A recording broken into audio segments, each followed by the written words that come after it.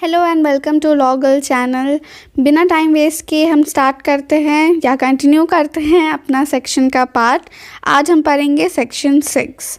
तो सेक्शन 6 में हमें ये बताया गया है कि रिवोकेशन ऑफ अ प्रपोज़ल कैसे होता है। हम रिवोक कैसे करते हैं प्रपोज़ल को। जब भी हमें एक प्रपोज़ल को रिजेक्ट करना है या रिवोक करना है तो हम उसे कर सकते हैं by a notice. Second thing is lapse of time. First thing समझते हैं पहले, नोटिस के द्वारा कर सकते हैं। अगर आपको ये सामान नहीं चाहिए तो आप एक नोटिस प्रोवाइड कर दीजिए तो वो प्रपोज़ल ऑटोमेटिकली रिवोक हो जाएगा। सेकेंड चीज़ जो है lapse of time. Lapse of time मतलब कोई भी चीज़ का एक टारगेट टाइम होता है, एक टाइम पीरियड रहता है। कोई भी प्रपोज़ल का एक टाइम पीरियड रहता है और अगर वो चीज़ उस टाइम पीरियड में ना हो तो वो चीज़ ऑटोमेटिकली रिवोक्ड हो जाता है। ठीक है। थर्ड है हमारा failure of the acceptor to fulfil condition.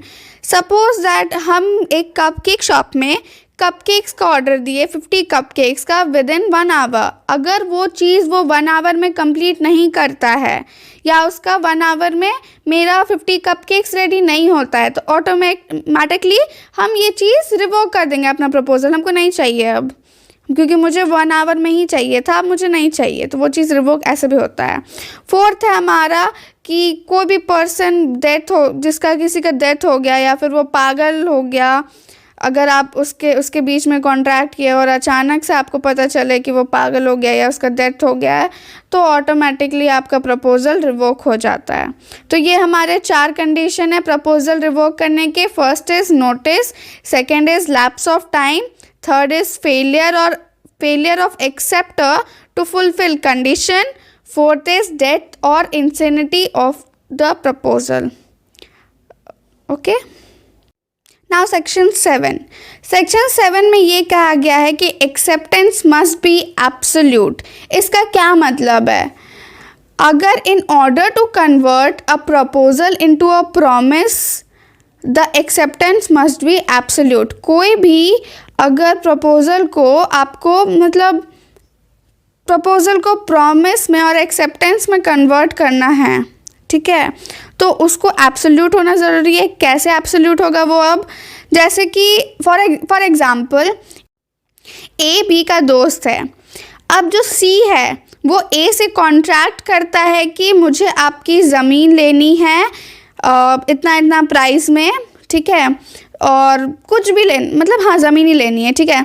तो फिर वो ए से कॉन्ट्रैक्ट करता है। अब फाइनल डे के दिन जब एक्सेप्ट करने का बारी आता है तो ए के बजाय वो बी को भेजता है और बी को बोलता है कि सी को जाके बोल दो कि हम तुम्हारा कॉन्ट्रैक्ट इतना कॉस्ट में एक्सेप्ट कर लेते हैं।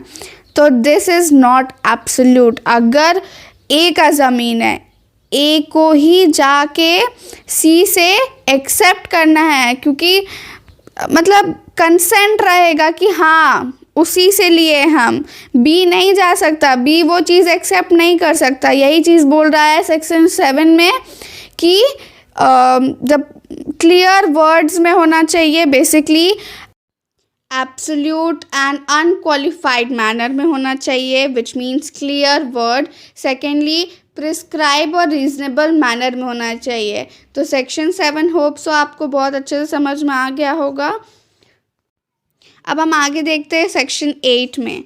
एक्सेप्टेंस बाय परफॉर्मिंग कंडीशन और receiving consideration.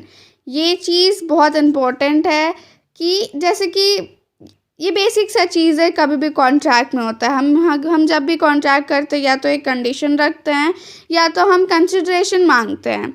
For example a lost हो जाता है, ठीक है, बी बोलता है सबसे कि अगर ए को जो भी खोज के लाया था हम उसे 50,000 रुपये देंगे।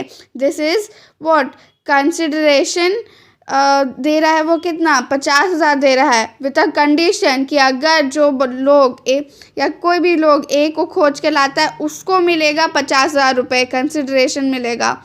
तो ये एग्जाम्पल से आप समझ गए होंगे कि एक्सेप्टेंस बाय परफॉर्मिंग कंडीशन और रिसीविंग कंसिडरेशन। होप सो आपको ये सेक्शन बहुत अच्छे से समझ में आया होगा। Do like, share, subscribe my channel Law Girl. Thank you for watching.